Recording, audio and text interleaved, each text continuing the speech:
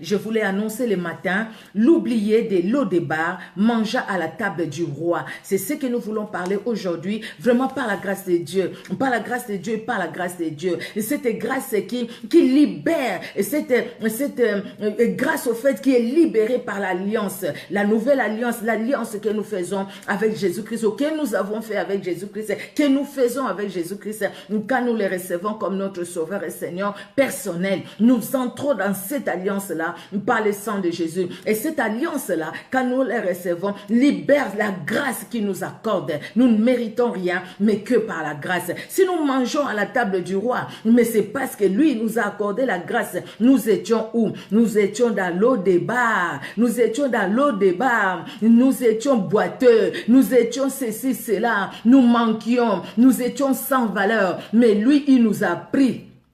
Il nous a donné une identité. Nous étions sans identité. Il nous a donné une identité. Nous allons comprendre cela, bien-aimés, par la grâce de Dieu. Nous allons comprendre cela. Nous allons prendre nos Bibles. Nous allons commencer par ces passages bibliques.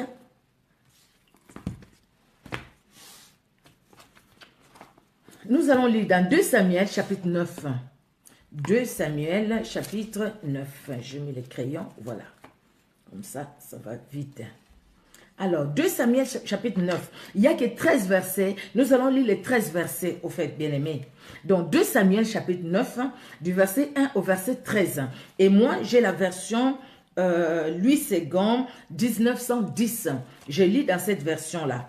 Alors, la Bible nous dit, chapitre 9, David dit, « Reste-t-il encore quelqu'un de la maison de Saül pour que je lui fasse du bien à cause de Jonathan ?» Y a-t-il quelqu'un de la maison de David pour que je lui fasse du bien, de la maison de Saül, pardon, pour que je lui fasse du bien à cause de Jonathan? Il pose la question.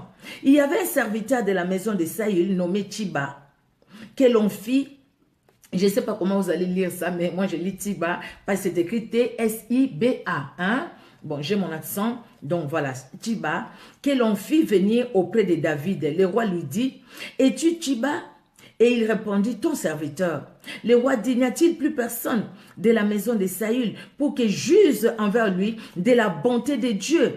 Et Tiba répondit au roi, il y a encore un fils de Jonathan perclus des pieds. Le roi lui dit, où est-il? Et Tiba répondit au roi, il est dans la maison de Makir, fils d'Amiel, à Lo-débar. Le roi David l'envoya chercher dans la maison de Makir, fils d'Amiel, à Lo-débar. Et Méphibosheth, fils de Jonathan, fils de Saül, vint auprès de David, tomba sur sa face et se prosternant. David dit, Méphibosheth. Et il répondit, voici ton serviteur. David lui dit, ne crains point, car je vais te faire du bien à cause de Jonathan ton père. Et je te rendrai toutes les terres de Saül ton père, et tu mangeras toujours à ma table. Il se prosterna et dit, qui est ton serviteur pour que tu regardes un chien mort tel que moi? Le roi appela Tiba, serviteur de Saül, et lui dit, je donne au fils de ton maître tout ce qui appartenait à Saül et à toute sa maison. Tu cultiveras pour lui les terres, toi, tes fils et tes serviteurs, et tu feras les récoltes en fait que le fils de ton maître ait du pain à manger. Et Méphibosheth, fils de ton maître, mangera toujours à ma table. Or, Tiba avait 15 fils et 20 serviteurs.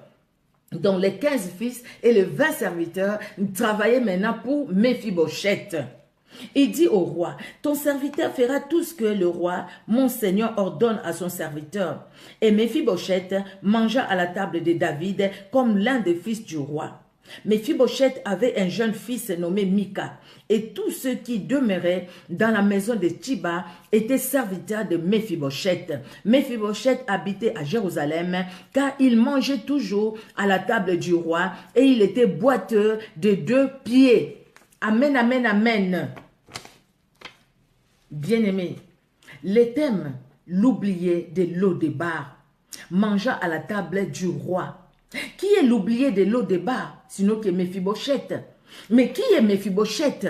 Méphibosheth, c'est le fils de Jonathan et le petit-fils de Saül. On parle fils de Saül, mais c'est son petit-fils, parce que c'est le fils de Jonathan. Jonathan, c'est le fils de Saül. Saül, c'est ces messieurs qui étaient quelque part avec son père. Son père a perdu des ânesses. Saül est allé pour chercher les ânesses. Mais entre-temps, comme les enfants d'Israël, ils ont demandé un roi comme les autres peuples. Dieu a dit à Samuel, non, ils t'ont pas rejeté, ils m'ont rejeté moi. Et parce qu'ils m'ont rejeté, je vais leur donner le roi selon leur cœur. Et Dieu va donner Saül. Saül qui sera oint par une fiole d'huile, contrairement à David. Par une fiole d'huile, il sera oint. Et Saül devient le roi d'Israël.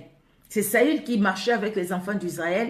Mais à un moment, Saül n'a pas... Parce que c'était pas lui, au fait. Il n'a pas obéi à Dieu.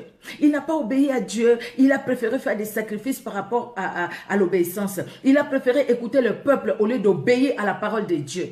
Et Dieu lui a dit par Samuel, l'obéissance vaut mieux que les sacrifices. Dieu t'a rejeté. Dieu rejette Saül et Dieu, il a regardé, les yeux de Dieu sont allés vers David, fils d'Isaïe. C'est David qui était un petit. C'est David qui n'avait pas d'expérience. C'est David qui n'a même pas demandé à être roi. C'est David, mais qui était dans le cœur de Dieu. Dieu a choisi David. David au service de Saül, un jour, alors quelque chose arrive. Il y a la guerre entre Israël et la Philistie ou les Philistins. Les Philistins craignent, les Israélites craignent les Philistins. Parce qu'à la tête des Philistins, il y avait un monsieur nommé Goliath. Un monsieur grand, un monsieur long, un monsieur grand, un monsieur fort, un monsieur expérimenté de la guerre. Mais il y avait Goliath. Oh mon Dieu. Qu'est-ce qui se passe? Mon Dieu, mon Dieu, mon Dieu, Jésus-Christ de Nazareth. Il me demande d'enregistrer la vidéo. Là, c'est bon, non? Vous m'écoutez, hein? Bonsoir, Papa Aigle du ciel, soyez béni. Ma Christine Chembo, que Dieu vous bénisse aussi. Alors maintenant, les femmes vont chanter. Les femmes, ils vont voir les exploits, ce que Dieu va accomplir par David. Alors David, qui va aller couper la tête de Goliath. David a remporté la victoire. Et les femmes vont commencer à chanter. Ah, Saül a tué ses 1000, David c'est 10 000. David s'est dit, ben, c'est pas, Saül s'est dit, mais non, ces garçons, ces jeunes garçons, il va prendre alors ma place. Il va commencer maintenant à les chercher. Il va commencer à chercher vraiment à l'éliminer, à les tuer, à lui ôter la vie. Mais, comme un frère chez nous a chanté, mon tindami a tsimbi bilaka kufakate. C'est-à-dire, celui qui a les promesses de Dieu, le fils de la promesse, la fille de la promesse ne meurt jamais. Jusqu'à ce que Dieu a dit pour elle, pour lui, s'accomplira. C'est ce qui s'est passé pour David. David ne pouvait pas mourir entre les mains de Saül parce qu'au fait, les promesses de Dieu pour David ne s'étaient pas encore accomplies. Les promesses de Dieu pour David devraient s'accomplir. Donc, tout ce que Saül faisait, c'était juste l'eau chaude ou l'eau sur les plumes de canard. Donc, ce qu'il faisait, ça ne pouvait pas avoir des effets sur David. Mais David devait s'enfuir. Pendant qu'il s'enfuyait, David a écrit beaucoup de psaumes. Pendant qu'il s'enfuyait, le Seigneur lui parlait. Il grandissait. Le Seigneur le grandissait en amour, en pardon. Le Seigneur lui grandissait. Le Seigneur lui donnait un grand cœur. Mais quand David va s'enfuir, des fois il retourne au début. Mais il y a quelque chose qui va se passer. L'enfant de Saül, Jonathan, va s'attacher à David. Parce qu'au fait, Jonathan, je pense, il avait cet œil de l'aigle. Il voyait plus loin. Jonathan voyait en David le oint de l'Éternel. Parce que David était oint déjà. Jonathan voyait dans David le oint de l'Éternel. Jonathan voyait dans David celui que Dieu a choisi pour conduire son peuple. Jonathan savait que son père était rejeté. Et celui qui devait prendre la royauté, c'était David. Et la Bible nous dit dans 1 Samuel 18:3, nous avions lu ça la dernière fois, Jonathan fit alliance avec David parce qu'il l'aimait comme son âme. Ça c'est dans 1 Samuel 18, verset 3. Dans 1 Samuel 20, verset 8, la Bible dit, là c'est David qui parle à Jonathan, parce que Jonathan devait retourner, parce qu'il est venu là où était David. Jonathan devait retourner parce que David savait que Saül voulait vraiment le tuer, voulait finir avec sa vie. Pardon, mais Jonathan ne croyait pas. Il dit non, mon père ne peut pas faire quelque chose de comme ça. Donc tu es tellement un garçon bien, pourquoi mon père peut aller jusqu'à te tuer? Il dit, écoutez, vas-y, tu vas sonder ton père et tu sauras si ton père veut me tuer ou pas. Il est allé, alors là, David lui dit, écoute, montre ton affection pour ton serviteur que je suis, puisque tu as fait avec ton serviteur une alliance devant l'Éternel. Il lui dit même, si j'ai commis quelque faute, tue-moi toi-même, au lieu que tu ailles me livrer à ton père. Et David, Jonathan va les rassurer. Dans 1 Samuel 23, 18, c'est le passage qu'on a lu la dernière fois, ils firent tous deux alliances devant l'Éternel. Et David resta dans la forêt et Jonathan s'en alla chez lui. Ils ont fait une alliance devant l'Éternel. Alors, tout part de cette alliance-là qu'ils ont fait. L'alliance que Jonathan a fait avec David, tout part de là. Alors, à partir de cette alliance-là, ils s'aimaient. Ils s'aimaient. Et au fait, rien ne pouvait les séparer. Parce qu'ils ont fait une alliance devant l'Éternel. Maintenant, qu'est-ce qui va se passer? Il y a la guerre. David devient roi. David devient roi. Mais une partie est pour David. L'autre partie n'est pas pour David. Il y a Abner, il y a Joas qui vont intervenir dans cette histoire. Abner, c'était le chef de l'armée de Saül. Joas, c'est le chef de l'armée de David. Alors maintenant, la guerre est là. La guerre est là, la guerre est là. Saül est mort. Jonathan est mort, malheureusement aussi. Par la faute peut-être, ou la faute ou le péché de son père. Ils sont morts le même jour. Le même jour, ils sont morts. Pendant la guerre, ils sont morts. Alors David est dans la peine. Dans la peine de voir que son ami, à qui son âme était attachée est mort. David va pleurer. David était dans la peine. Alors maintenant, David va à Jérusalem et il y a maintenant son propre fils qui s'élève contre lui. Entre-temps, Abner est allé, les enfants, la famille de Saül et tout ça. Alors maintenant, Abner va faire quelque chose. Il va sortir avec la concubine une des concubines de Saül. Alors, il y a un de son fils, Ish-Bosheth, qui ne va pas être d'accord avec ça. Dans 2 Samuel 3, chapitre 3. Il ne va pas être d'accord avec ça. Alors, il va parler à Abner. Abner va dire, écoutez, tous les biens que j'ai fait pour vous, je pouvais bien être avec David. Mais j'ai été avec vous, j'ai combattu pour votre papa, j'ai combattu pour votre papa. Et tu oses, toi, Ish-Bosheth, me parler à cause d'une des concubines de votre père. Tu verras ce que je vais faire. Je vais me rallier maintenant à David. C'est comme ça, il va envoyer les gens dire à David qu'il signe une alliance. David avait un cœur, vraiment. David accepte. David a accepté et Abner est allé, il a même parlé aux gens de Benjamin, il a parlé aux gens, voilà, il lui dit, voilà, je dois aller parler à les autres tribus, pour que toutes les tribus d'Israël restent attachées à toi, parce que toutes les tribus n'étaient pas encore attachées à David. Entre-temps, il y a son fils, son propre fils Absalom, qui va commencer à lui faire la guerre.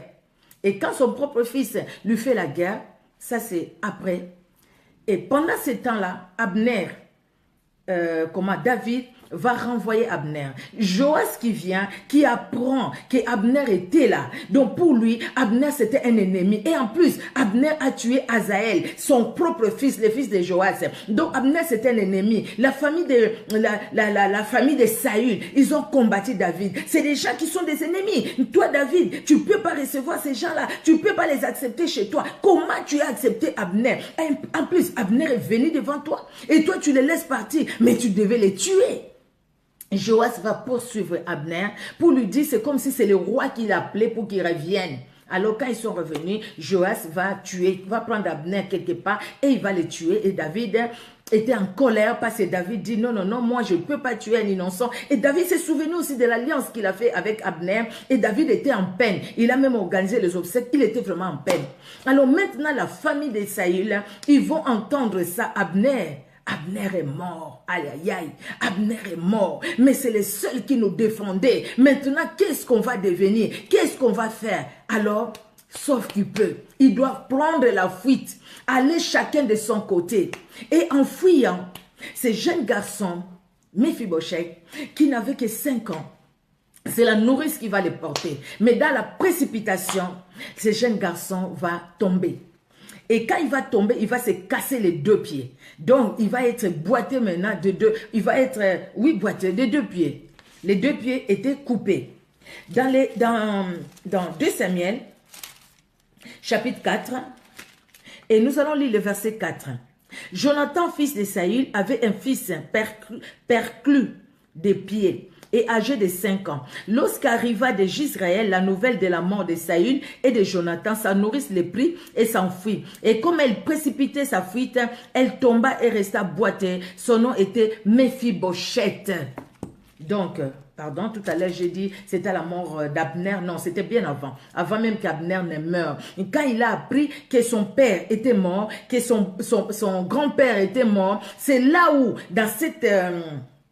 comment dire, dans cette peur, dans cette crainte, vous voyez, ils étaient dans le palais royal. Et ils étaient dans le palais royal. Mais quand ils ont appris que la guerre là où ils sont allés, ton père est mort, ton grand-père est mort, et il y a même quelques-uns de ces généraux qui sont aussi morts. Alors ils ont dit non, sauf qu'il peut. Il faut qu'on aille parce que là, on va venir nous tuer. Nous avons vu ça dans beaucoup de pays où les rois fuient avec sa famille et tout ça, ils prennent la fuite parce qu'au fait, il y a les autres qui viennent avec les armes. Et eux aussi, c'était comme ça. Mais c'était pas à la mort d'Abner. La mort d'Abner est venue bien après, excusez-moi. Mais c'était quand son père et son grand-père sont décédés, sont morts. C'était pendant la guerre, il y avait la guerre. Alors cet enfant va se casser les pieds. Et cet enfant, vous voyez, il se casse les pieds. Maintenant, on devait le mettre quelque part. On l'a amené à Lo-Débar. Lo-Débar, c'est au fait, c'est, j'ai écrit ça quelque part. Lo-Débar, c'est une ville au fait de Manassé. C'est une ville de Manassé. C'était quelque part où nous allons voir ça, où il y avait quelque part, c'est comme le désert. Il n'y avait pas, et c'est écrit d'ailleurs, la signification de Lo-Débar, c'est pas un pâturage. Donc, il n'y a pas de pâturage. Il n'y a pas la vie. Il n'y a pas des herbes vertes qui naissent là-bas. Donc, il n'y a pas la vie. C'est quelque part, on l'a amené là-bas. Vous voyez quelqu'un qui quitte le palais royal, qui se retrouve quelque part où il y avait la sécheresse, quelque part où il n'y avait pas la vie. Il doit être là-bas. Et cette personne s'est dit, lui-même, il est dit, nous avions lu, il se considère lui-même comme un chien mort. C'est-à-dire, je n'ai pas de valeur. Je n'ai plus de valeur. Moi qui étais au palais royal, moi qui étais servi, moi qui avais mes 2 pieds, aujourd'hui je manque les 2 pieds. Aujourd'hui je suis déconsidéré. Aujourd'hui je n'ai pas mon père. Aujourd'hui je n'ai pas mon grand-père. Aujourd'hui j'ai perdu toute la richesse que mon grand-père avait, que mon père avait. J'ai tout perdu. Non seulement que j'ai perdu ces richesses-là, mais j'ai perdu mes pieds. Non seulement que j'ai perdu les pieds, j'ai perdu mon identité. Les gens m'appelleront aujourd'hui comment? Et nous allons voir ce que Méphibosheth signifie. Les gens m'appelleront comment? Maintenant, David règne sur toutes les tribus d'Israël, les 12 tribus d'Israël. David règne. Parce que la division est venue après, bien après, avec son fils, après même Salomon. David règne. Maintenant, David, il est le roi pour tous les enfants d'Israël. David, dans son cœur, il s'est dit, moi, un jour, j'ai fait une alliance avec Jonathan.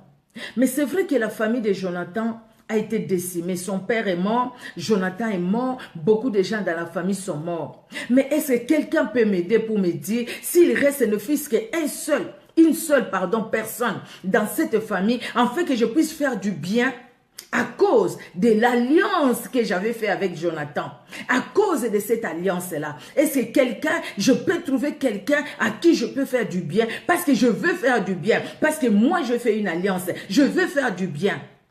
Et c'est comme ça, dans le chapitre 9 que nous avions lu, David va poser la question. Et quand il pose la question, on lui dira, ben, écoutez, mais il y a un des serviteurs de Saül, Nthiba, qui est encore là. Peut-être c'est lui qui peut te répondre. Alors c'est comme ça, il va dire, appelez-moi les serviteurs de Saül, Nthiba. Nthiba est venu, on lui dit, David lui dit, y a-t-il quelqu'un dans la famille de David, dans la famille de Saül, qui est encore vivant et à qui je peux faire du bien? Et il va dire, mais il y a Méphibosheth, le fils de Jonathan, celui qui n'a pas de pieds. Vous voyez, il y a Méphibosheth, le fils de Jonathan, celui qui n'a plus de pieds, qui n'a pas de pieds. Il est où? Il n'est pas ici. Donc, il n'est plus dans l'abondance. Il n'est plus dans la joie. Il se trouve, il dit, et Nthiba répondit au roi, il est encore un fils de Jonathan perclus de pied. Le roi lui dit, où est-il? Et Nthiba répondit au roi, il est dans la maison de Makir, fils d'Amiel, à Lo-Débar. Il est là-bas, à Lo-Débar. Vous savez, j'ai essayé de voir un peu. J'ai dit, je voulais comprendre. Je veux comprendre un peu Jonathan parce que ce sont des personnes, des personnages principaux en fait dans cette histoire. Il y a Jonathan, il y a Mephibosheth, il y a David. Les personnages principaux en fait dans cette histoire. Jonathan, Dieu a donné.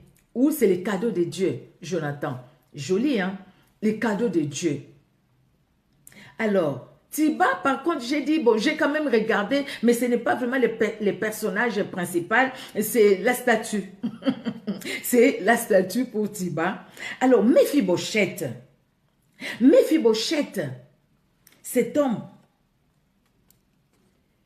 Mephibosheth,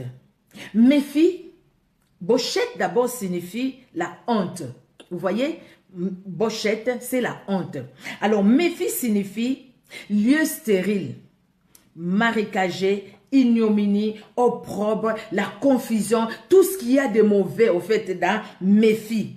Donc, quand on met Mephibosheth, c'est-à-dire la honte d'être stérile, la honte d'être dans la boue, pardon, la honte de pouvoir être dans la confusion, la honte de porter l'opprobre. Donc, Mephibosheth, cette personne qui vit dans la honte d'apporter tout, de porter la honte de porter, d'être stérile sur le plan physique et sur le plan spirituel, la honte d'être dans la boue, na poto. Donc c'est-à-dire quand les autres te regardent, ils te regardent sale, les autres ne te regardent pas avec un œil d'amour, mais les autres te regardent sale. Pourquoi tu es Mephibosheth? Mephibosheth, cette personne qui vit dans la honte de l'opprobre, aïe aïe aïe, parce que moi, mes yeux sont courbés, ma tête est courbée, je ne peux pas relever ma tête. Dès que j'ouvre la bouche, les autres commencent à fuir. Dès que je veux parler, tout ce que je dis, c'est mauvais. Dès que moi, non, même quand je vais juste écouter sans parler, les gens me disent, tu vas écouter pour en faire quoi? Et c'est toi, tu peux faire quelque chose, toi. Tu n'es que Mephibosheth. Et regarde là où tu es. Tu es où? À Lo-Débar. Tu es à Lo-Débar. Lo-Débar, bien aimé. Là où il n'y a pas de pâture. Là où il n'y a pas la vie. Là où il n'y a pas... Quand on parle du pâturage, c'est les lieux couverts d'une herbe qui doit être consommée par les animaux et tout ça. Au fait, il y a l'herbe, il y a la vie, il y a le repos. Quand on dit qui est assis dans le verbe pâturage, c'est parce qu'il y a le repos. Le psaume 23 nous le dit, c'est parce qu'il y a le repos. Maintenant, dans Lo-Débar, il manque ces repos-là. Il n'y a pas le verbe pâturage, donc il n'y a pas la paix. Donc quelqu'un qui vit dans les tourments, donc quelqu'un qui a revêtu comme manteau sa honte. La honte l'a revêtu comme manteau. Et cette personne, non pas seulement il est boité, non pas seulement il manque, mais cette personne vit aussi là où il n'y a pas la vie. Est-ce que nous pouvons comprendre cela? Cette personne, un enfant du roi, mais qui vit dans la pauvreté la plus totale. Un enfant du roi, mais qui vit en dehors du palais royal. Un enfant du roi, mais qui vit, qui porte la honte. Parce qu'il a porté ce nom Mephibosheth. Il a porté la honte. Il a porté l'ignominie. Il a porté l'opprobre. Il a porté la stérilité. Il a porté tous les fardeaux. Il a porté tous les péchés. Il a porté la rancune. Il a porté, et même Mephibosheth, c'est vrai, hein, il a même porté la rancune dans son cœur. Nous allons voir après l'histoire. Il a même porté la rancune dans son cœur. Donc cette personne-là, qui est dans cette situation, vous savez, nous pouvons dire, ah, le fils de Jonathan, quelle tristesse. Dans quelle situation il pouvait se trouver. Mais toi et moi, nous pouvons aussi nous retrouver dans cette situation-là. Enfant du grand roi, mais nous vivons à Lo-Débar. À Lo-Débar, où les diables se moquent de nous, où les diables nous conduisent, où les diables marchent sur nous, où les diables marchent sous notre bénédiction, où les diables nous a tout pris. Pendant que lui, il était à Lo-Débar. Mais la richesse de son père, de son grand-père, était restée à Jérusalem. C'était là-bas. la ville de paix, la ville de pain, la ville où il y avait la présence de Dieu, qui symbolisait la présence de Dieu. Mais lui-même, il se retrouve où? À Lo-débar. Il est à Lo-débar. L'oublié de Lo-débar, l'oublié de Lo-débar peut aussi manger à la table du roi, parce que tout n'est pas fini. Tout n'est pas fini. C'est question de saisir cette alliance qui libère la grâce de Dieu. Mais cette alliance ne se passe que par la croix de Jésus-Christ de Nazareth, pas ailleurs, bien-aimé. Vous voyez, il se retrouve à Lo-débar. Et là, à Lo-débar, oublié de tous. Vous voyez, il a fallu que David pose la question.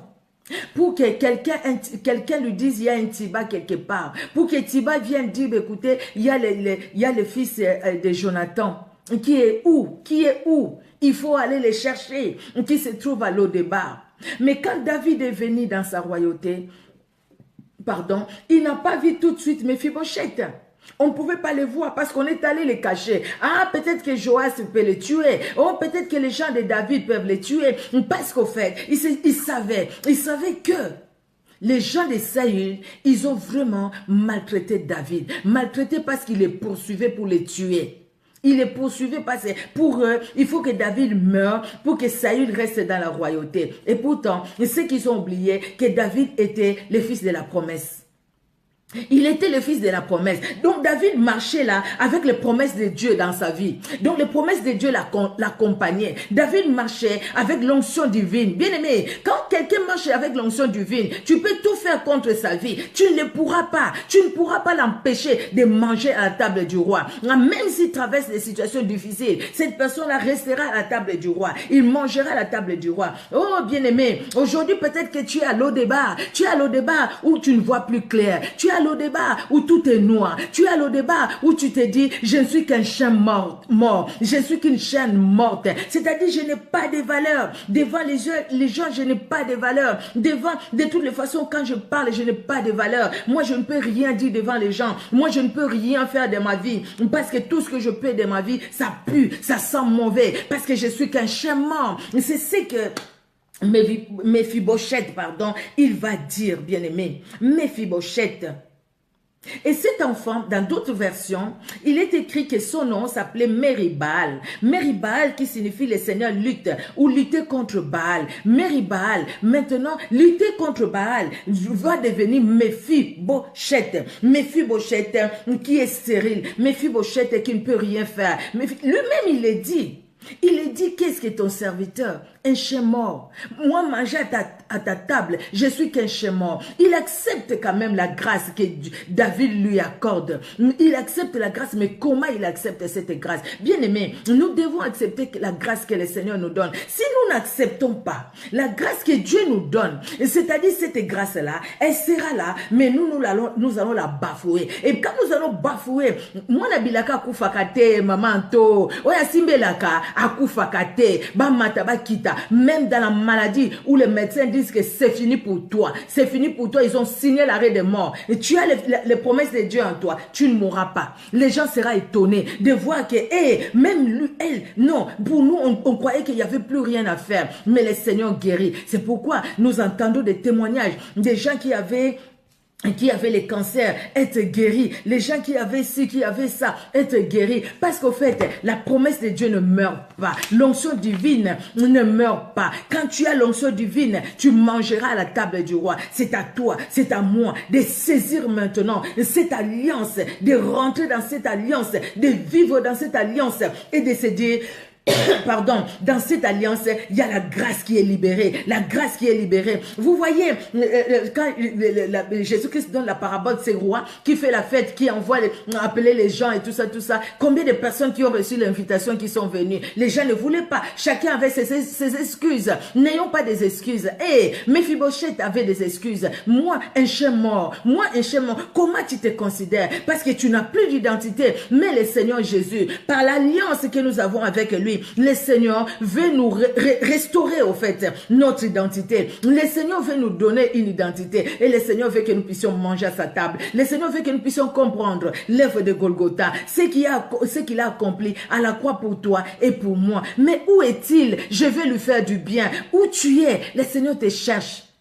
Il y a un frère chez moi qui a chanté Mondi Mozali Wapi Motema Papa Isako Beta. Je ne sais pas si vous connaissez cette chanson-là. Lamuka Longwana Pongi. T'as la Bible, il y en a yo. Mbeto, loko ta Bible, pe la mouka, les croyants, les chrétiens, tu es où? Les cœurs de ton père bat, parce qu'il te cherche, il dit tu es où? Tu es où, fils de Dieu? Tu es où, fille de Dieu? Tu es où? Le Seigneur nous cherche, et s'il ne sait pas là où on est, il est omniprésent, il voit, mais il nous cherche dans sa présence, il ne nous voit pas. Nous sommes peut-être à l'église, mais il ne nous voit pas dans sa présence. Il ne nous voit pas. Parce que nous sommes à l'église, mais au fait, nous sommes à l'eau des bars. Nous sommes de l'église, nous sommes à l'eau des bars.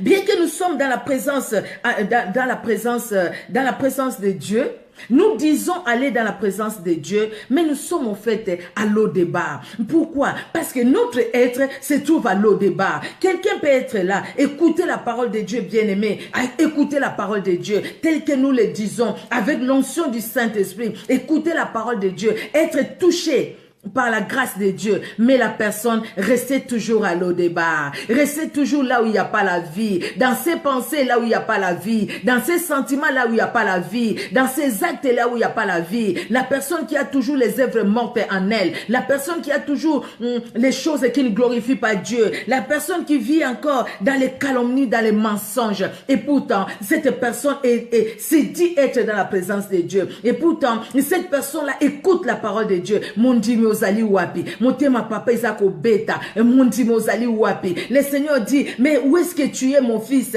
Tu es où, ma fille? Comme il cherchait Adam et Ève dans les jardins d'Éden. Adam, où es-tu? Où es-tu? Le Seigneur ne savait pas là où Adam était, mais Adam n'était plus dans la présence de Dieu. Le Seigneur nous cherche, il nous cherche. Ne restons pas à l'eau débat, parce que nous avons la bénédiction qui nous attend. Ne restons pas à l'eau débat, parce qu'au fait, le Seigneur veut restaurer nos vies. Il veut nous donner une identité. L'identité que nous avions perdue. Nous étions au palais, dans les palais royaux. Nous vivions dans les palais royaux. Oh, Paul a dit aux Galates, qui vous a ensorcelé? Et vous qui avez bien commencé. Mais comment si vous avez commencé un esprit, maintenant vous êtes charnel? Vous vivez comme monsieur tout le monde, madame tout le monde. Parce que vous avez bien commencé. Nous avons reçu Jésus-Christ comme sauveur et Seigneur. Mais aujourd'hui, qu'est-ce que nous faisons de la vie de Christ? Où es-tu? Où es-tu? Où es-tu, fille de Dieu? Où es-tu, fils de Dieu? Où es-tu? Où es-tu? Le cœur de Dieu bat. Le cœur de Dieu bat. Il dit, où est mon fils? Où est ma fille? J'ai donné ma vie pour lui. J'ai donné ma vie pour elle. Moi, je veux qu'elle soit là où moi je suis. Jean 14, de 1 à 3. Je veux qu'il soit là où moi je suis. Je m'avais préparé une place. J'ai préparé la place. Mais quand je regarde mon fils, je ne le vois pas. Quand je regarde ma fille, je ne le vois pas. Il est où? Il est où? Il est où? Il est où, mon fils? Il est où? De loin, il te voit à l'eau des bars. Il te voit là-bas dans des soucis, dans des pleurs. Il te voit là-bas en train de t'appeler toi-même un chien mort, une chaîne morte. Il te voit là-bas en train de pleurnicher. Il te voit là-bas en train de pécher, de t'asseoir dans les péchés, de tourner dans les péchés comme un porc qu'on a lavé et qui retourne encore dans la boue. Oh, désolé pour les termes utilisés, mais bien aimé, le Seigneur regarde. Il dit, oh, je voulais ma fille dans ma présence, je voulais mon fils dans ma présence, mais il est où? Entre-temps, le fils de Dieu, entre-temps, la fille de Dieu, nous sommes où? À l'eau débat. Entre-temps, nous-mêmes, nous portons les noms de Mephibosheth. Entre-temps, nous-mêmes, nous enlevons les noms de la fille de Dieu, du fils de Dieu. Nous apportons Mephibosheth. Je dis, nous disons, moi je suis Mephibosheth. Je suis Mephibosheth. Et comme je suis Mephibosheth, Jérusalem, ce n'est pas pour moi. Moi, ma place, c'est l'eau des bars. C'est l'eau des bars. Mais le Seigneur dit, même à l'eau des bars, là où tu es, moi je t'aime. Viens, viens, viens, viens. Je veux que tu manges à ma place. Je veux que tu goûtes de mes mains. Je veux que tu puisses expérimenter. Je veux que tu vives ce que moi je vis. Je vais te prendre comme un de mes fils à la table du roi. Tu vas manger à la table du roi comme un de mes fils. Alléluia, alléluia, alléluia. Notre Dieu est bon. Il est merveilleux et il est merveilleux, Seigneur. Bien-aimé, qu'est-ce que nous pouvons vraiment dire de ce Dieu Dieu grand et redoutable. Lo-débat, il n'y a pas de pâture, il n'y a pas d'herbe verte, il n'y en a pas, il n'y en a pas. Alléluia. Cet enfant était boiteux. Boiteux, c'est une infirmité. Une infirmité, c'est un manque. Manque peut-être du travail, manque peut-être de la maternité, manque peut-être dans les ministères. On ne voit pas les gens venir en masse dans les ministères. On ne les voit pas. Les gens se donner comme il faut. On peut connaître un manque, bien aimé, un manque. Parce que les autres nous injurient et on se regarde, on dit, ah, c'est parce que je ne suis pas mariée, c'est pourquoi ils m'injurient comme ça. Ah, c'est parce que je n'ai pas des enfants, c'est pourquoi les autres me dénigrent. Ah, c'est parce que je n'ai pas l'argent, c'est pourquoi les autres me dénigrent. Ah, c'est parce que je suis de petite taille que les autres me dénigrent. Ah, parce que je suis trop grande que les autres me dénigrent. Ah, c'est parce que je suis grosse, c'est parce que je suis mince, c'est parce que je suis ceci, je suis cela. Ah, à l'église, c'est parce que je n'ai pas de moyens pour soutenir les pasteurs, pour soutenir l'œuvre de Dieu, c'est pourquoi je suis déconsidéré. Même l'église peut te déconsidérer. Mais quand tu vas à l'église, tu dis, je suis dans la maison de mon Dieu. Même si les hommes te déconsidèrent, tu te dis, je ne suis pas Méphibosheth. Moi, je suis la servante, le serviteur de Dieu. Mais je suis venu manger à la table de mon Père. Je suis venu pour mon Père. Je ne suis pas venu pour un pour l'autre. Parce que je ne connais pas les intentions des autres. Bien-aimé, infirmité, boiteux, être boiteux, c'est une infirmité. C'est un handicap. C'est un handicap qui empêche à la personne de marcher correctement. Un handicap qui empêche à la personne de courir. Il y a un handicap qui empêche à la personne de faire certaines choses qu'il devait faire. Quelqu'un qui est handicapé ne peut pas faire ce que tu fais. Dans la voiture, il ne peut même pas appuyer sur l'embrayage parce qu'il n'a pas un pied. Il ne peut pas appuyer sur sur l'accélérateur parce qu'il n'a pas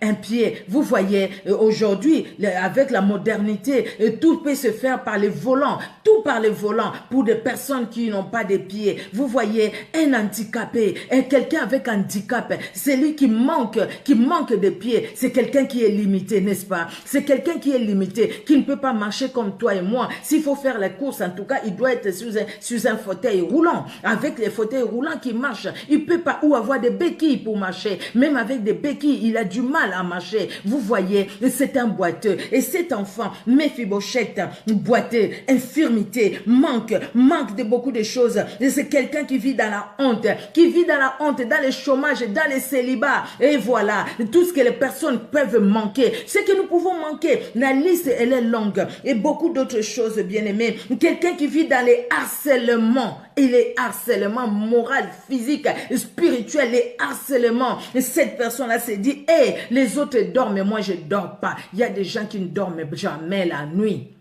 Jamais. Parce qu'ils sont tourmentés par les maris des nuits, par les femmes des nuits, par les esprits des morts. Ils sont tourmentés. Et toi, quand tu es tourmenté comme ça, tu tournes où tes regards? Tes regards sont où? Tes regards sont tournés vers les problèmes ou tes regards sont tournés vers Jésus-Christ? Tes regards sont tournés où? Tes regards sont tournés vers l'alliance que tu as fait avec Jésus-Christ. Mais déjà, il faut que cette alliance-là soit faite. Si l'alliance-là n'est pas faite, bien-aimé, si l'alliance-là n'est pas faite, on ne peut pas parler de l'alliance avec Jésus-Christ. Déjà, il faut les reconnaître Jésus-Christ. Vous voyez, bien-aimé, Bochette, la honte. La honte est cette personne qui vit dans la confusion.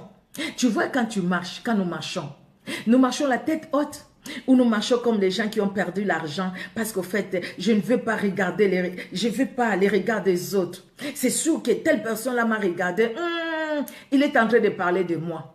C'est parce que moi je manque ci. C'est sûr qu'il parle de moi parce que je manque telle chose.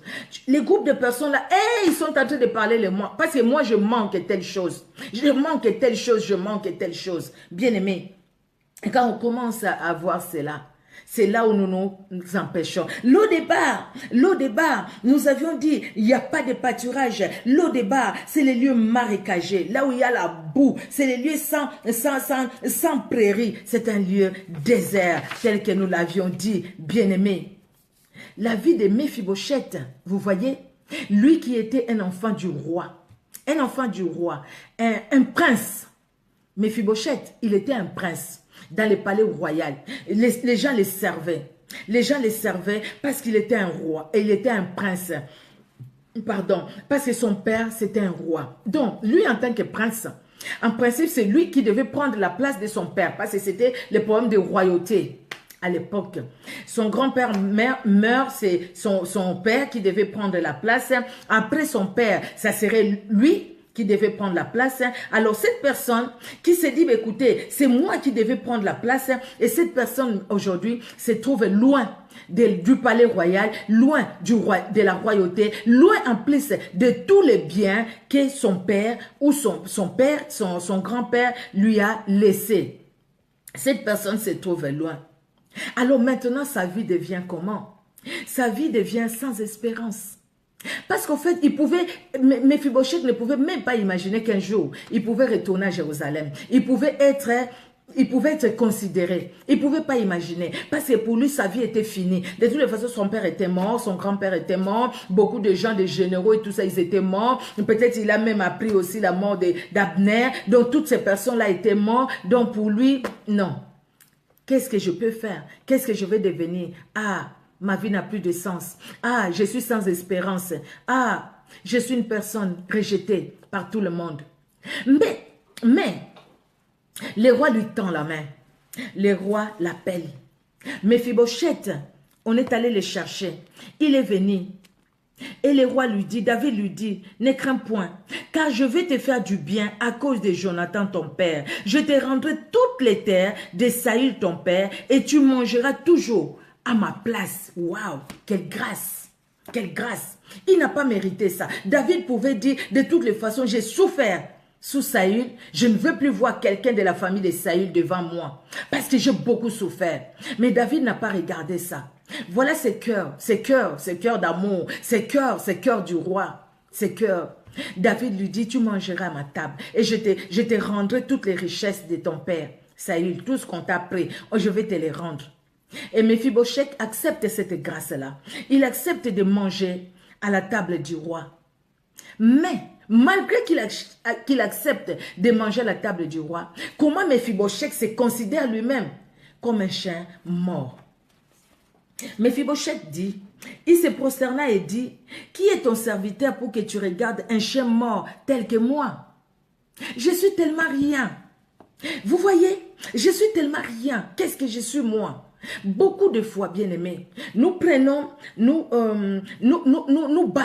bafouons même la grâce de Dieu dans nos vies à cause de ce que nous nous bloquons nous-mêmes, à cause de ce que nous nous déconsidérons nous-mêmes, à cause de ce que nous perdons notre identité et nous nous déconsidérons, nous disons que nous sommes inutiles. Et quand nous disons que nous sommes inutiles, le Seigneur nous dit que nous sommes utiles. Le Seigneur a besoin de toi, le Seigneur a besoin de moi. Bien-aimés, des fois nous tremblons, nous disons, ah tel, quand il parle, quand il prêche à l'église, quand il prie à l'église, moi je ne peux même pas élever ma voix pour prier.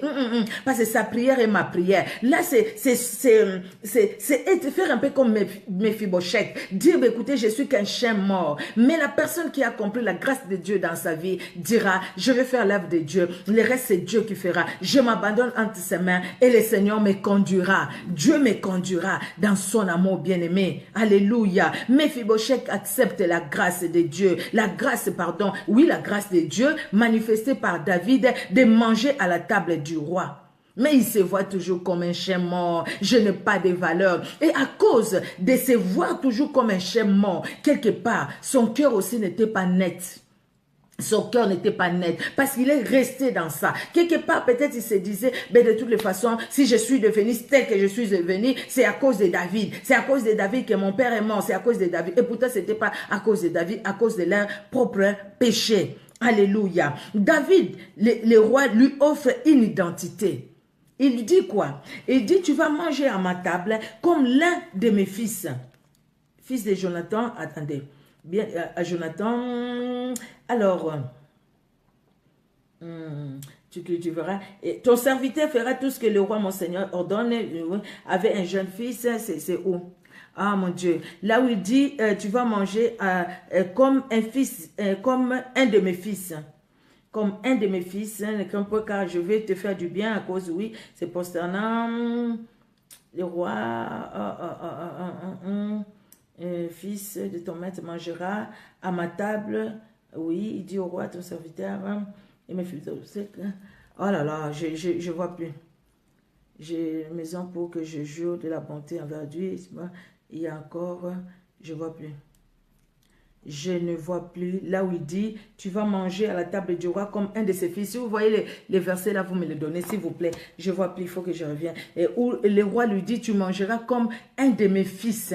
Donc, il a fait de lui un de ses fils, comme un de ses fils. Vous savez, David dit à Mephibosheth, Mephibosheth, tu vas manger à la table du roi comme un de mes fils. Mais Dieu ne nous dit pas comme un de ses fils, mais comme ses fils. Il nous dit, mes enfants, vous allez manger à la table. La Bible dit, c'est lui, il frappe à la porte, Apocalypse 3:20. C'est lui qui entend, il ouvre la porte. Jésus-Christ s'est dit, je viendrai, mon Père et moi, nous ferons notre demeure dans cette personne.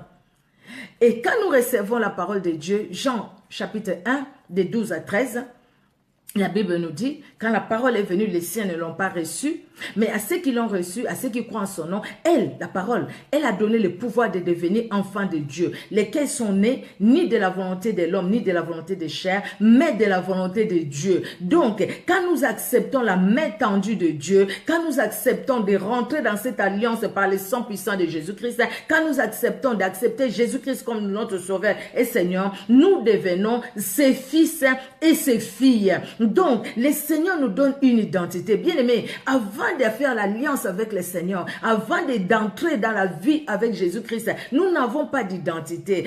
Parce que nous n'avons pas d'identité, vous savez, on ne sait pas aller à gauche ou à droite. On n'a pas d'identité. Mais notre identité, nous l'avons en Jésus-Christ de Nazareth. Nous devenons enfants de Dieu. Nous revenons. Alors, le Seigneur maintenant dans son amour, qu'est-ce qu'il fait? Il nous restitue ce que nous avions perdu. La paix que nous avons perdue, la joie que nous avons perdue, l'honneur que nous avons perdu, tout ce que nous avons perdu, le Seigneur nous restitue. Alors, nous qui n'avons pas de paix, nous aurons la paix. Nous qui ne pouvons pas supporter qu'on puisse nous injurier, nous allons supporter qu'on puisse nous injurier. Parce qu'au fait, nous avons dans notre identité, l'identité où nous avons, l'identité dans laquelle nous sommes, dans cette identité d'enfants de Dieu, nous savons que nous n'allons pas faire l'œuvre de l'ennemi. Nous savons que nous n'allons pas faire l'œuvre de la chair, ni du système de ce monde, mais nous allons faire l'œuvre de celui qui nous a appelés à lui. Alléluia, alléluia.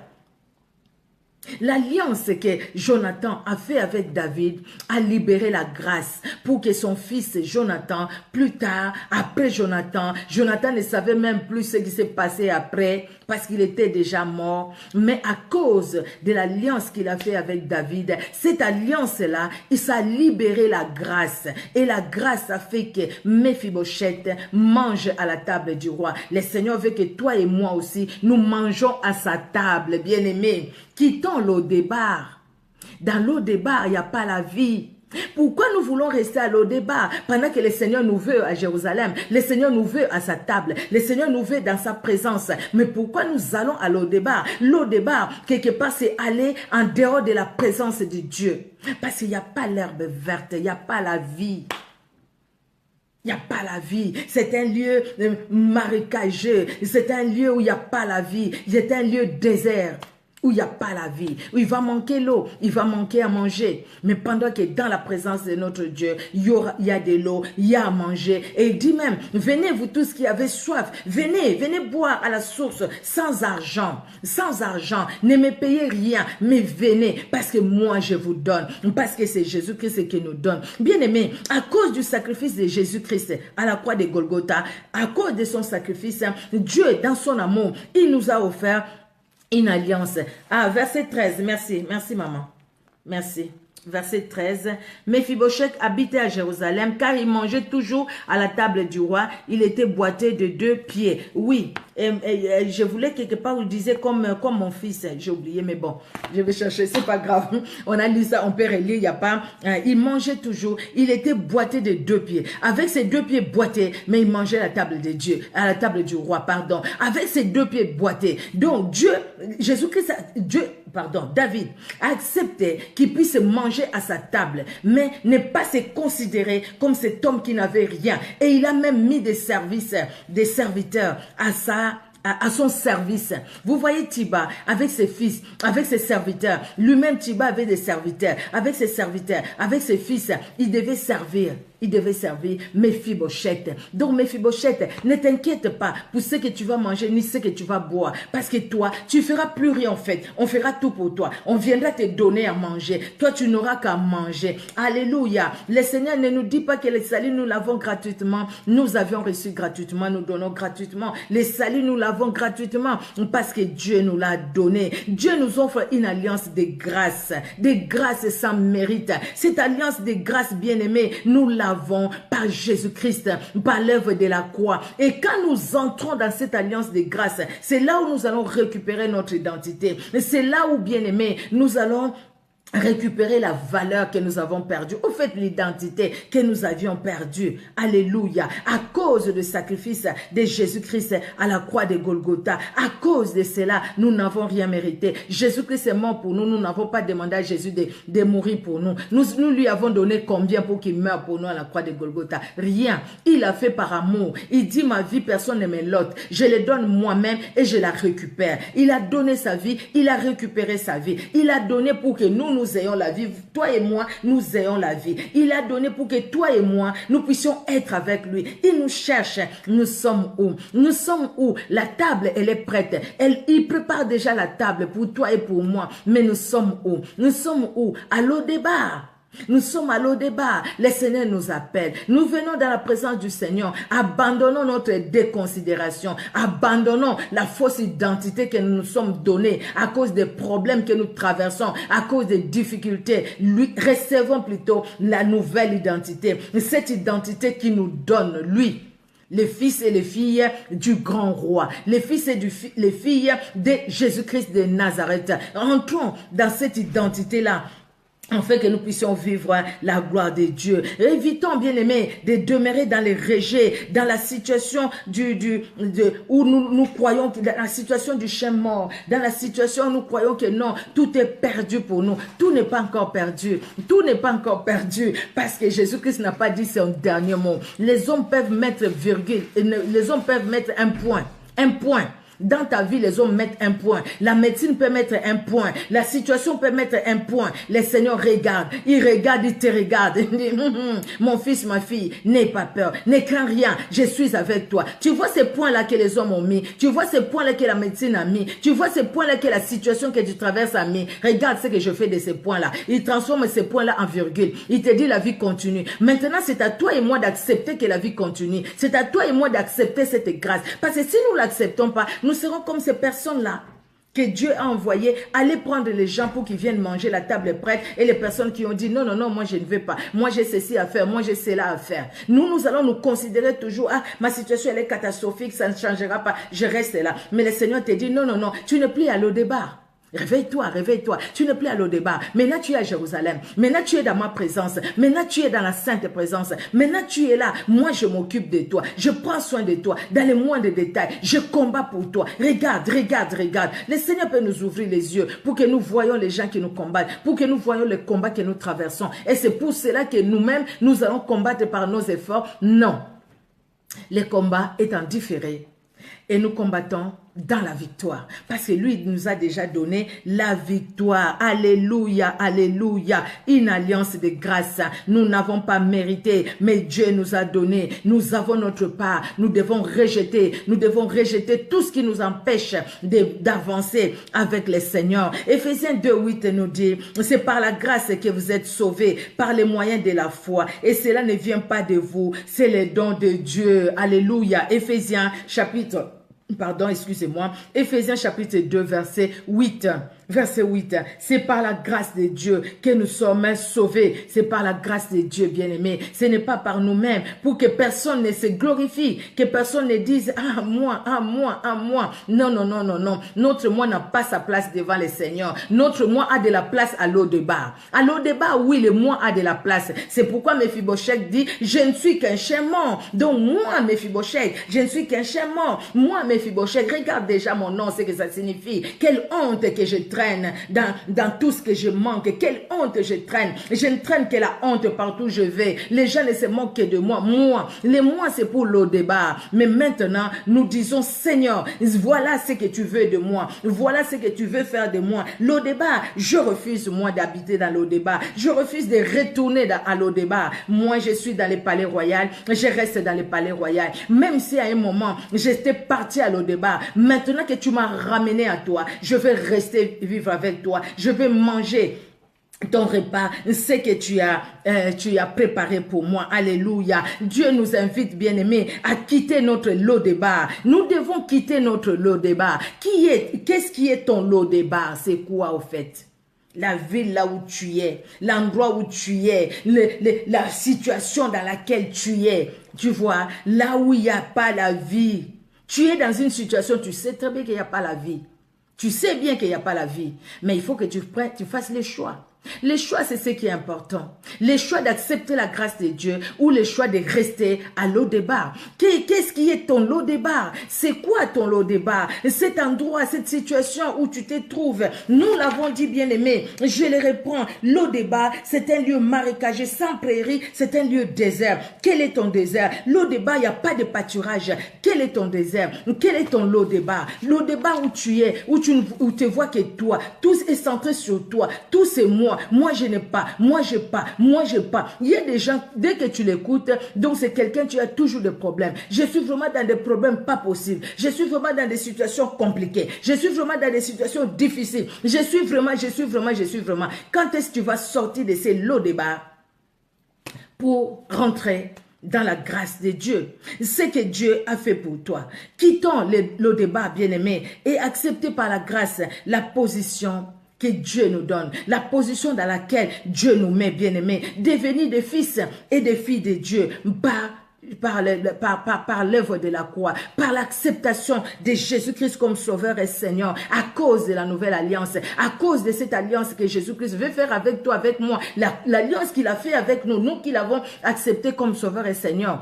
Si tu ne l'as pas encore accepté, il t'accorde encore la grâce aujourd'hui, afin que tu l'acceptes comme Sauveur et Seigneur, afin que tu fasses une alliance avec lui, parce que tu ne pourras pas quitter ton Lo-Débar sans Christ, parce que c'est Christ qui te dit viens, parce que quand tu vas quitter ton Lo-Débar, tu vas te retrouver où?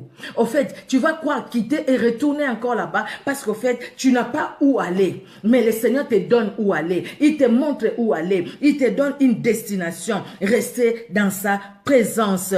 Alléluia, alléluia. Notre alliance, c'est scellé dans le sang puissant de Jésus-Christ de Nazareth. Tournez les dos au passé, bien-aimés. Ne regardez pas toujours au passé. Ne retournez pas toujours les regards au passé. On risque de devenir comme la femme de Lot.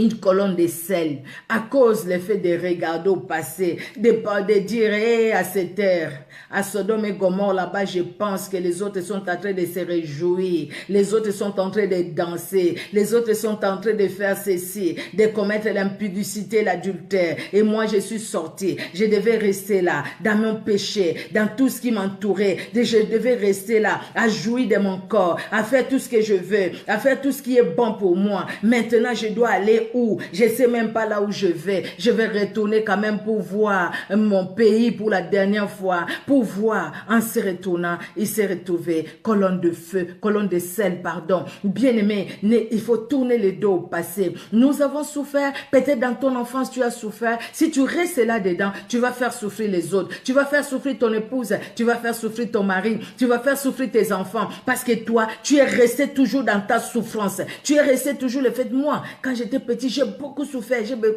et moi je vais leur faire du bien, et moi je vais leur donner, pendant que moi pour avoir, j'ai fait ça, hein, comme les gens qui font peut-être la politique, il a des amis peut-être en Europe et tout ça, ah tu sais, vous avez eu le pouvoir, moi je vais venir, ah tu vas venir, nous ici on a souffert, hein, toi tu vas venir comme ça, on va te donner les postes sur les plateaux, ah non, il faut venir souffrir avec nous ici avant d'avoir les postes. Il y a des gens, qui disent des fois des choses comme ça. Ah, moi j'ai souffert pour gagner la vie. Et même à ses enfants, il dit, vous devez souffrir aussi. Il faut travailler. Réveillez-vous le matin, il faut travailler. Moi, j'habitais chez mon oncle, chez ma tante. Je me réveillais à 5 heures pendant qu'eux dormaient. Allez travailler, allez faire ceci, allez faire cela. Quelle souffrance, quelle souffrance, quelle souffrance. Nous avons appris l'histoire qui est passée par-ci, par-là. Un enfant, je ne sais pas de quel âge, 9 ans ou 10 ans, je ne sais même plus, qui est mort tout simplement parce qu'il n'a pas fait ses devoirs. Tu dois faire les devoirs, tu ne veux pas faire les devoirs, tu ne veux pas faire les devoirs, tu verras, papa, l'enfant est mort. Mon Dieu, mon Dieu, mon Dieu, mon Dieu, mon Dieu. Vous voyez quand nous sommes toujours à l'O-débat. À l'O-débat, tu es capable de tuer. Tu es capable de tuer. C'est ça, Méphibosheth. Il est venu chez l'autre, chez David. David l'a appelé, mais son cœur était toujours pas bon aussi envers David.